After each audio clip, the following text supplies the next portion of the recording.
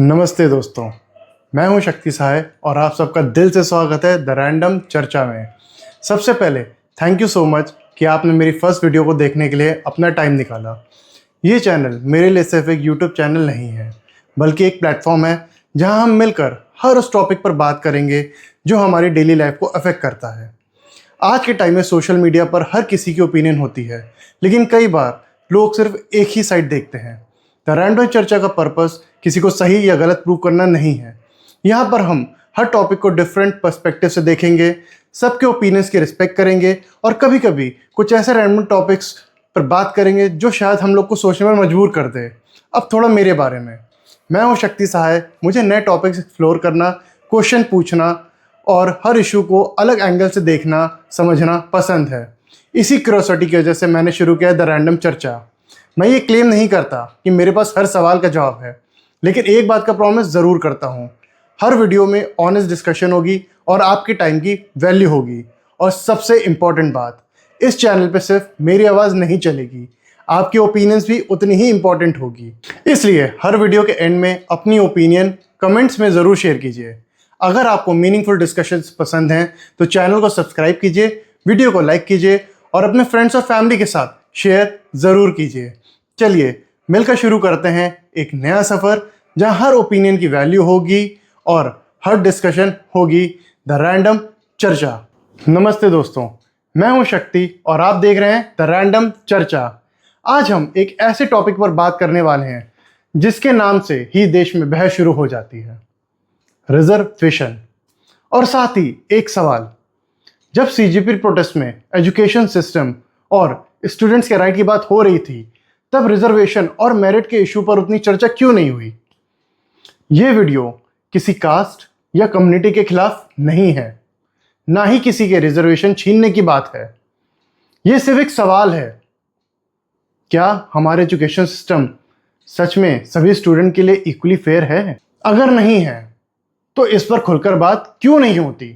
सबसे पहले एक सवाल समझना बहुत ही ज़रूरी है। रिजर्वेशन कोई गिफ्ट नहीं था, ये एक कॉन्स्टिट्यूशनल पॉलिसी थी। इसका मकसद था उन लोगों को अपॉर्चुनिटीज़ देना जो सदियों से डिस्क्रिमिनेशन और सोशल एक्सक्लूजन के शिकार रहे हैं। एजुकेशन और गवर्नमेंट जॉब्स में रिप्रेजेंटेशन बढ़ाना इसका मेन ऑब्जेक्टिव था। और ये भी सच है कि रिजर्वेशन की वजह से लाखों लोगों की ज़िंदगी बदली है। बहुत से डॉक्टर्स, इंजीनियर्स, आईएएस ऑफिसर्स और प्रोफेशनल्स इसी पॉलिसी के थ्रू आए हैं। इसीलिए इस टॉपिक को सिर्फ ब्लैक या वाइट में देखना बहुत ही गलत होगा। लेकिन सवाल यह है कि आज का सिस्टम परफेक्ट है?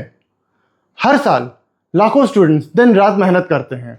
कई स्टूडेंट्स दूसरे स्टूडेंट्स से भी ज़्यादा मार्क्स लाते हैं, पर भी उन्हें डिजायर्ड कॉलेज उनके मन मुताबिक नहीं मिलता। दूसरी तरफ कुछ कैटेगरीज में कंपैरेटिवली लोअर कट ऑफ पर एडमिशन मिल जाता है। यही रियलिटी है। इसी वजह से बहुत से स्टूडेंट्स के मन में फ्रस्ट्रेशन होती है। उन्हें लगता है कि उनकी मेहनत से ज़्यादा उनको कैटेगरी मैटर कर रही है।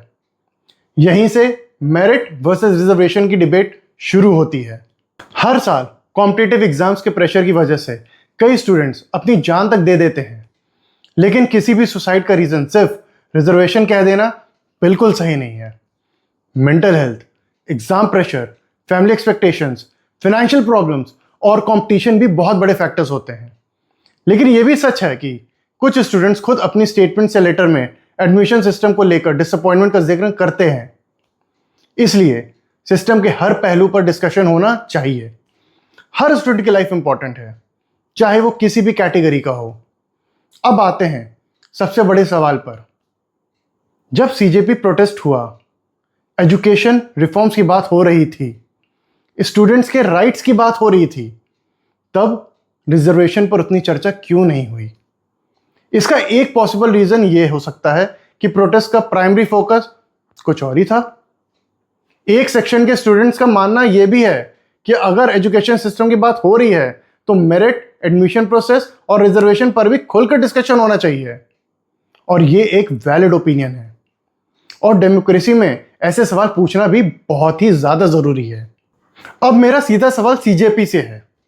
जब आप स्टूडेंट्स के लिए प्रोटेस्ट कर रहे थे, तब रिजर्वेशन और एडमिशन सिस्टम पर एक भी बड़ी डिस्कशन क्यों नहीं हुई? अगर हुई थी तो उसे नेशनल लेवल पर हाईलाइट क्यों नहीं किया गया है? क्या एजुकेशन रिफॉर्म का मतलब सिर्फ कुछ चुनिंदा मुद्दों पर ही बात करना है, या हर उस प्रॉब्लम को चुनना है जो स्टूडेंट को अफेक्ट करती है? ये सवाल पूछना भी बिल्कुल जायज़ है। हर ऑर्गेनाइजेशन को क्रिटिसिज्म एक्सेप्ट करना चाहिए। अगर कोई ऑर्गेनाइजेशन सिर्फ कुछ इश्यूज पर ही सवाल उठाती है और दूसरे इक्वली इंपॉर्टेंट इश्यूज पर चुप रहती है, तो लोग उसकी प्रायोरिटीज पर सवाल जरूर उठाएंगे। स्टूडेंट्स को डिवाइड नहीं, रिप्रेजेंट किया जाना चाहिए। सिर्फ रिजर्वेशन हटा देना या सिर्फ रिजर्वेशन बढ़ा देना, दोनों ही एक्सट्रीम पोजीशंस हो सकती हैं। डिस्कशन इस बात पर होना चाहिए कि सिस्टम और फेयर कैसे बन सकता है। कुछ लोग इकोनॉमिक क्राइटेरिया को इंपॉर्टेंस देने की बात करते हैं, कुछ क्रीमी लेयर को और इफेक्टिव बनाने की बात कर रहे हैं। कुछ स्कूल एजुकेशन इंप्रूव करने की बात करते हैं, सबको इक्वल स्टार्टिंग पॉइंट मिले, और कुछ रिजर्वेशन की पीरियोडिक रिव्यू की डिमांड करते हैं। इन सब आइडियाज पर एविडेंस के साथ डिबेट होनी चाहिए। दोस्तों, ये वीडियो किसी कास्ट के खिलाफ नहीं है, ये किसी स्टूडेंट के खिलाफ भी नहीं है। ये सिर्फ एक सवाल उठाता है कि हमारा एजुकेशन सिस्टम हर मेहनती स्टूडेंट्स को इक्वल अपॉर्चुनिटी दे रहा है? और जब स्टूडेंट्स के फ्यूचर की बात हो रही है, तो क्या रिजर्वेशन और मेरिट दोनों पर ऑनेस्टली डिस्कशन नहीं होना चाहिए? आपका क्या मानना है? क्या करंट रिजर्वेशन सिस्टम में रिफॉर्म होना चाहिए? क्या ये बहुत ज़रूरत की चीज़ है, या आपको लगता है कि सिस्टम बिल्कुल सही डायरेक्शन में जा रहा है? अपनी राय कमेंट्स में ज़रूर लिखिए। अगर वीडियो पसंद आई हो तो लाइक कीजिए, शेयर कीजिए और द रैंडम चर्चा को सब्सक्राइब करना मत भूलिए। मैं हूं शक्ति, मिलते हैं आपसे अगले वीडियो में। जय हिंद।